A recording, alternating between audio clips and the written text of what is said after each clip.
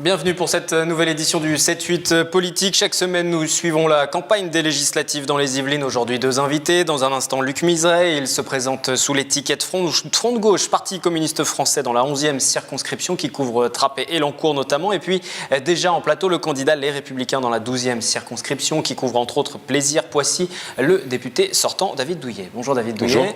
Vous êtes l'un des judokas les plus titrés de l'histoire, reconverti en politique, secrétaire d'État chargé des Français de l'étranger, ministre des Sports sous Nicolas Sarkozy et puis depuis 2009 député également. Vous briguez un nouveau mandat.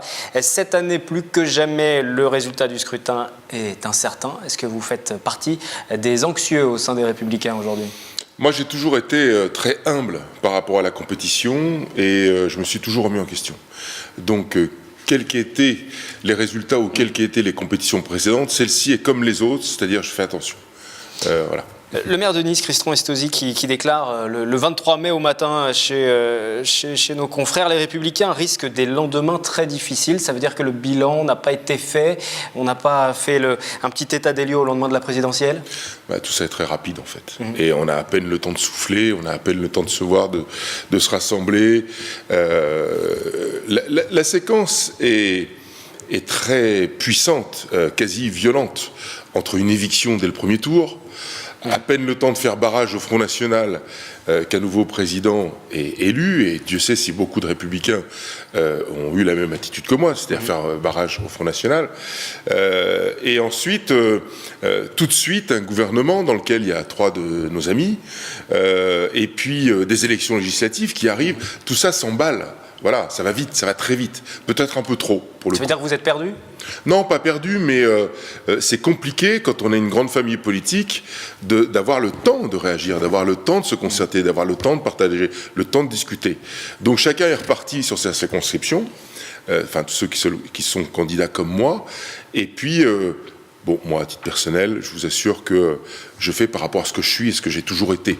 C'est-à-dire quelqu'un de républicain avant tout, qui travaille pour l'intérêt général avant tout, et qui souhaite la réussite de mon pays avant tout. Donc, par rapport à ce que le président actuel propose... Quand il y a une main tendue, est-ce qu'il faut accepter cette main tendue ? Mais c'est pas une main tendue en réalité, c'est des propositions qu'on défend depuis bien longtemps. Bon, donc il y a pas de main tendue, ou alors la main tendue elle est des deux côtés. Et moi, quand il s'agit de prendre une main, de se prendre la main pour faire rendre victorieux mon pays, parce que moi je fais de la politique pour mon pays, eh bien on y va, et on y va plutôt 2 fois qu'une. Donc la plupart des propositions que fera le président pour protéger le pays, pour le développer, pour créer de la richesse, pour créer de l'emploi, pour assouplir tout ce qui doit être assoupli pour que nos entreprises soient compétitives, bien sûr, comme un seul homme, je voterai. Ça veut dire qu'en cas de victoire personnelle sur la 12e circonscription des Yvelines, vous pourriez travailler avec la majorité Mais du sans gouvernement. aucun problème. Comme on a travaillé aussi, par exemple, quand il s'agit de voter les lois pour la sécurité et contre le terrorisme, lorsqu'il y a eu les attentats avec le gouvernement de Hollande. Voilà, il faut arrêter de penser que chaque parlementaire appartient de manière très sectaire à un clan. Non, chaque parlement, on est intelligent, on est ouvert. Mais pour autant, au sein de votre famille politique, pour les Républicains, on l'a entendu, François Baroin, ceux qui vont au gouvernement se mettent de facto à l'écart de la famille. Non, mais il y a une différence entre ça et rentrer dans un gouvernement. Moi, je reste parlementaire. Donc ça veut dire quoi ? Ça veut dire que je voterai tout ce qui est bon pour mon pays, mais par contre, je ne signe pas un chèque en blanc. Vous aurez proposé de rentrer au gouvernement, vous auriez refusé ? La question ne se pose pas. Franchement, je n'ai pas été confronté à ça. Probablement que oui. Voilà, je vous dis ça comme ça, tout frais. Franchement, je n'ai pas pensé. Probablement que oui, parce que j'aurais attendu. J'aurais attendu législative, au moins, pour que les choses soient plus claires. Justement, pour qu'il y ait une main tendue. Quand on parle de main tendue, la main tendue, s'il n'y a pas une main de l'autre côté, il faut que toutes les mains soient prenables. Je vous disais que je ne signe pas un chèque en blanc, c'est-à-dire qu'il y a des mesures là très concrètes, on peut en parler dès maintenant si vous voulez. La hausse de la CSG, pour moi, c'est compliqué et quasi irréfutablement non, parce que les retraités vont être impactés, les professions libérales vont être impactées trop fortement. Voilà. La remise à niveau du diesel, du prix du diesel par rapport au prix de l'essence, non, parce qu'on change les règles en cours du jeu, il faut que ce soit beaucoup plus souple. On a fait des campagnes pour la promotion du diesel aussi. Aujourd'hui, on change tout, il faut que ce soit beaucoup plus souple, même s'il faut évidemment faire attention au climat. Et puis, tout ce qui concerne tout ce qui pourrait amener trop de communautarisme, mais là, le président est un peu flou là-dessus. Là aussi, je serai extrêmement vigilant. Voilà. Il y a aussi un programme qui est plus marqué, peut-être plus dur encore chez les Républicains, malgré tout, si on compare avec le programme du président élu. Les Républicains, par exemple, qui veulent supprimer 300 000 postes dans la fonction publique. Pour La République En Marche, c'est seulement 120 000. Donc on va plus loin, malgré tout. Ben, oui, on va toujours plus loin, parce qu'il s'agit... Nous, on a pris le pas... Plutôt que d'augmenter les impôts à travers la CSG, on se dit que, eh bien, on ne va pas affaiblir les classes moyennes, en réalité, parce que c'est le seuil est de 1 200 €, par exemple, chez les retraités. Au-dessus de 1 200 €, ils sont clairement impactés. L'idée, c'est de réduire les dépenses publiques. Donc, réduire la masse salariale de l'État. C'est ce qui coûte le plus cher à l'État, la masse salariale. Donc, de ne pas remplacer un fonctionnaire sur 2 et de le faire jusqu'au chiffre de 300 000 me paraît beaucoup plus raisonnable que de faire des économies, que d'aller à nouveau recréer ou reponctionner les Français, en particulier la classe moyenne. Ce sont eux qui font tourner l'économie. Nous sommes sur un scrutin national avec ces élections législatives. Néanmoins, il y a toujours une donnée locale. Il faut être élu sur une circonscription et répondre aux besoins aussi. La vérité, pour toutes celles et ceux qui nous regardent, ok, il y a une incidence forte nationale. Ça, c'est le résultat. Mais un parlementaire digne de ce nom et qui travaille bien... Il doit défendre son territoire. Non, il doit être ancré localement et surtout le comprendre. Parce que c'est dans la compréhension de la problématique de son territoire qu'il pourra défendre à l'Assemblée sa spécificité. Je peux vous assurer que les 577 députés ont chacun et chacune dans leur circonscription des choses extrêmement spéciales qui enrichissent le débat parlementaire. Alors dans la 12e, par exemple, qu'est-ce qui fait la richesse de cette 12e circonscription et à vos électeurs? Ce que j'appelle la rurbanité, c'est-à-dire que c'est une circonscription extrêmement riche intellectuellement parlant, parce qu'on a tous les types de populations. On a des urbains, tels qu'à Plaisir, ou à Poissy, à Bennes aussi, 7000 habitants. Et puis on a beaucoup de rural. On a des petits villages comme Crépierre, Margues, Vic, Goupillère, Boissy-sans-Avoir, Saint-Germain-Lagrange, etc., d'Avron, où là, on a de l'agriculture, on a la ruralité avec tout ce que ça comporte, avec un manque de services. On a aussi un développement économique notoire, et là-dessus, c'est un de mes fers de lance depuis que je suis élu, le développement de la fibre, avec le département, avec la région, qui ont pris ces compétences aujourd'hui. Le développement de la fibre, c'est aussi important que l'électricité d'hier pour implanter des entreprises et créer des emplois. Voilà. J'aimerais juste revenir sur les résultats de l'élection présidentielle. J'imagine que vous les avez regardés sur votre circonscription, parce que c'est tout de même annonciateur un petit peu. Rappelez quelques chiffres. À Plaisir, François Fillon était derrière Emmanuel Macron, derrière Jean-Luc Mélenchon aussi, 18,5% pour François Fillon, près de 30% pour Emmanuel Macron. Sur Poissy aussi, Emmanuel Macron était en tête de 7 points à peu près au-dessus de François Fillon. Quand vous avez vu ces résultats, vous vous êtes dit que ça va être très compliqué pour l'élection législative? Je me suis dit que je vais être prudent comme d'habitude et surtout que ça ne reflète pas une réalité de terrain. Voilà. La réalité du terrain. Cette élection a été très complexe à analyser parce que entre les déçus de la droite qui n'ont, à cause d'un candidat qui s'est révélé être englué dans des affaires, et on a tous découvert ça avec stupéfaction, qui a eu du mal à se défendre et qui a payé dès le premier tour, toute cette histoire-là, tout change.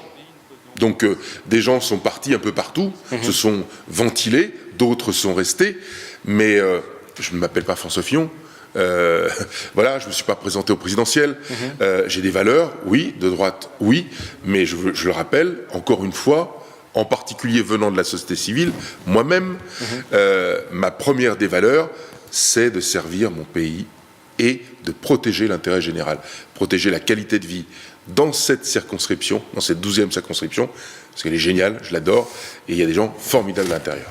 Les candidats sur cette 12e circonscription, la liste provisoire encore, il manque encore quelques étiquettes, elle n'a pas été validée par la préfecture qui s'affiche. Il y a 14 candidats, candidates. Vous avez un adversaire, une adversaire dans cette circonscription, plus ciblée qu'un autre. La République En Marche? Non, je la connais pas. Enfin, puis j'ai essayé.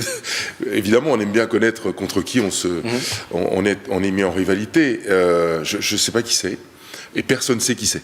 Bon, voilà, c'est comme ça. Je ne fais pas de mauvais esprit, mais c'est une réalité. Alors, sans doute, on va apprendre à la connaître au fur et à mesure de cette campagne. Je l'ai rencontrée une fois, une dame très agréable. Mais, aucune activité dans aucune association de la circonscription, aucune activité quels que soient les maires de mes communes, des 23 communes qui me supportent, qui me portent, ne la connaissent pas non plus. Bon, voilà, c'est un candidat de la République En Marche. Macron, je crois qu'il y en a plein partout avec ce CV-là. Je pense que pour servir, être député, c'est servir. On ne s'improvise pas parlementaire du jour au lendemain. Il faut déjà avoir eu une envie de servir, quel que soit le domaine d'ailleurs, mais une envie de vraiment s'investir pour les citoyens, que ce soit en politique ou ailleurs. Bon, voilà, j'ai rencontré des gens d'En Marche qui ne l'ont même pas vu dans la campagne du président sur la circonscription ou ailleurs. Bon, voilà, c'est quelqu'un de... C'est un scrutin plein d'inconnus. Oui, c'est inconnu et inconnu, oui.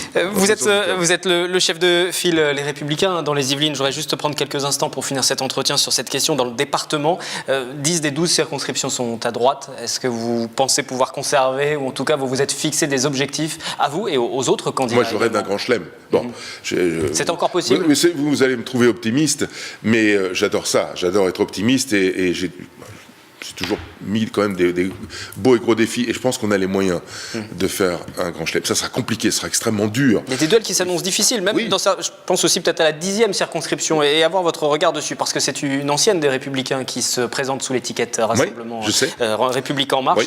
Aurore Berger qui se présente dans la 10e face à Jean-Frédéric Poisson du Parti chrétien-démocrate. Vous en pensez quoi de cette affiche? De voir une ancienne de votre famille politique aujourd'hui face à Jean-Frédéric Poisson? Moi, j'aime pas critiquer qui que ce soit. Chacun fait ses choix et les gens tireront les conséquences qu'ils doivent en tirer. Voilà. Aurore Berger a des qualités. Elle s'est positionnée très souvent dans beaucoup d'axes. Très souvent. Visiblement, elle n'a pas trouvé l'axe qui lui plaisait chez les Républicains, donc elle a été le chercher ailleurs. Voilà, c'est tout. C'est comme ça. Il faudra être vigilant sur d'autres circonscriptions, la 8e, la 9e aussi, où là on a un Front National qui est assez élevé. Bon, sur la 11e, Benoît Hamon qui se représente. Oui. C'est un enjeu particulier. Ouais, ça va être compliqué pour lui être prophète dans son pays, là ça va être très compliqué. Quelqu'un que j'aime bien, Benoît Hamon, mais bon, je sais que Mélenchon est arrivé en tête là-bas, vous savez. Notamment sur la ville de Trappes aussi. Ça va être loin, c'est loin d'être évident. Jean-Michel Fourgousse, qui est investi à Elancourt, a déjà gagné cette circonscription, il a les moyens de le faire. Voilà. Il a toutes les qualités, il a tout le réseau, il a toute l'énergie pour ça. Et je lui cède beaucoup de réussite. Même si Benoît Hamon, vous l'avez dit, vous le connaissez plutôt bien. Oui. Vous entendez plutôt bien avec lui par ailleurs. C'est pas parce qu'on est opposé qu'on s'apprécie pas humainement. Heureusement d'ailleurs. Merci David Douillet. Le 7-8 politique se poursuit. Je rappelle que vous êtes candidat pour ce nouveau mandat dans la 12e circonscription des Yvelines. Dans un instant, c'est Luc Miseret qui se présente sous l'étiquette notamment du Parti communiste dans la 11e circonscription que nous allons recevoir. Mais tout d'abord, le point sur la candidature de Pascal Thévenot, c'est le maire de Vélizy. Il se présente dans la 2e circonscription. Présentation signée Mélanie Poquet et Nicolas Dandry. Pascal Thévenot, 50 ans, est le député sortant de la 2e circonscription des Yvelines. Un mandat d'1 an seulement. En mars 2016, il est élu avec plus de 72% après la démission de Valérie Pécresse. Je tire un bilan plutôt positif et j'ai eu aussi un peu de chance.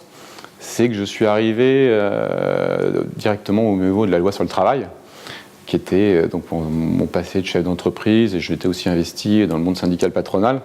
Donc c'est un monde que je connais parfaitement. J'ai pu totalement m'investir dès le départ, et même Christian Jacob m'avait fait confiance pour participer à des auditions qui permettaient d'alimenter la loi, de faire des amendements. En 2008, il fait partie de la majorité municipale de Vélizy-Villacoublay, commune dont il est élu maire en 2014, un territoire auquel il est très attaché.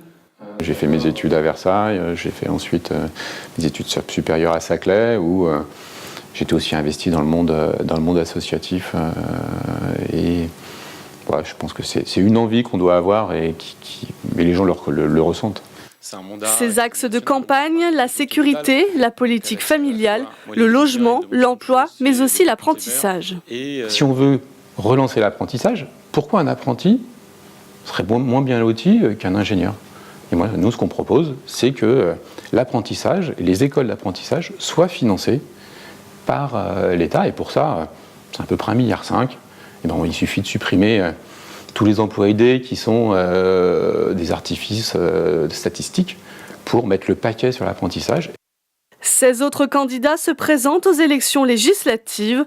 Le 11 juin prochain, Pascal Thévenot affrontera notamment Jean-Noël Barrot, candidat de La République En Marche, et Yasmine Benzelmat, représentante du Front National.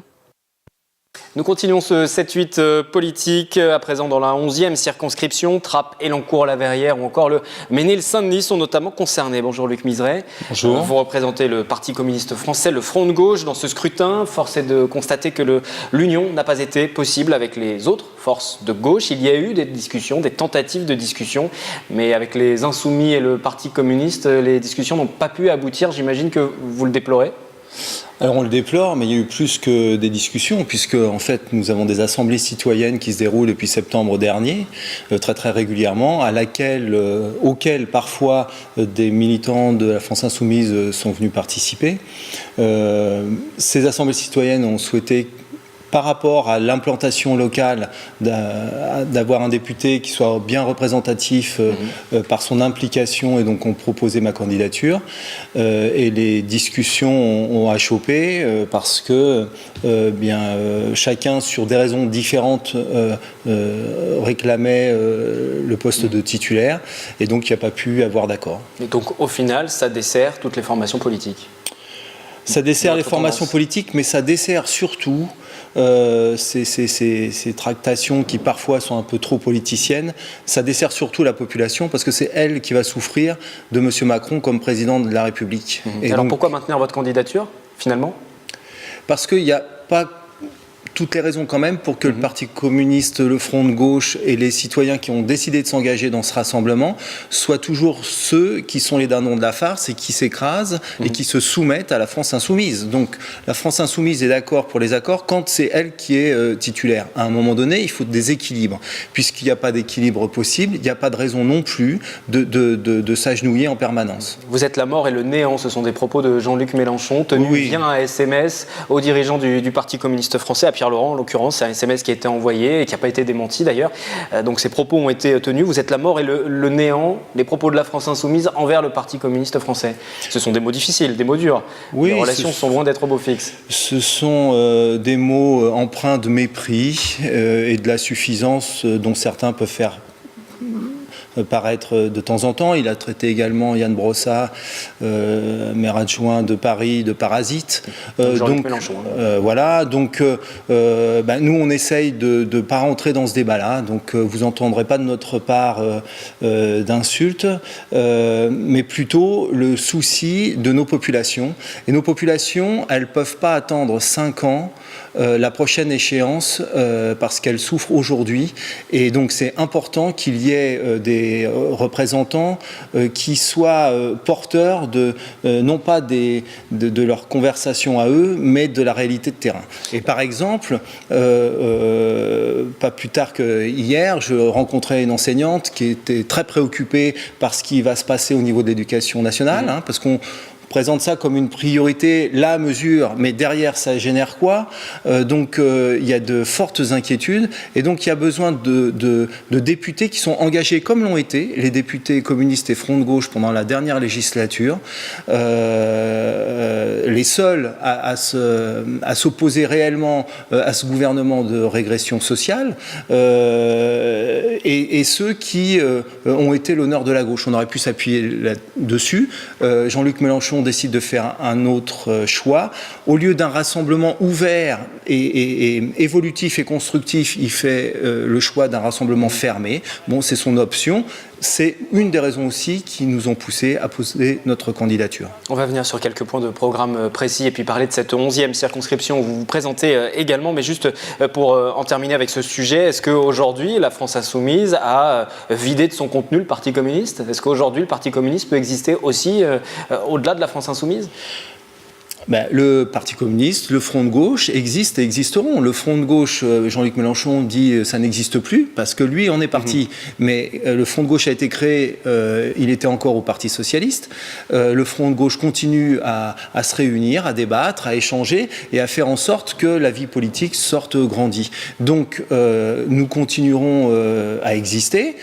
Qu'il y ait une volonté pour quelqu'un qui prône la coopération, les coopératives, d'OPA sur tout ce qui est la gauche dans un mouvement hégémonique, et on voit bien ce que donnent les mouvements hégémoniques, c'est ce que le Parti socialiste a voulu faire pendant des décennies, et on voit l'état dans lequel il est aujourd'hui, et surtout l'état dans lequel il a mis la gauche. Donc nous, les valeurs de gauche, on y croit toujours, les valeurs de solidarité, de coopération, de fraternité, et c'est de cela que nos électeurs ont besoin. Valeurs de gauche, programme de gauche, augmentation des salaires, par exemple, ça fait partie des propositions que vous allez porter, plan d'urgence pour le logement aussi. Si on rapporte ça à l'échelle de la 11e circonscription, aujourd'hui, ce sont aussi les priorités du terrain que vous constatez sur des communes comme Trappes, par exemple, la Verrière aussi. Et au-delà.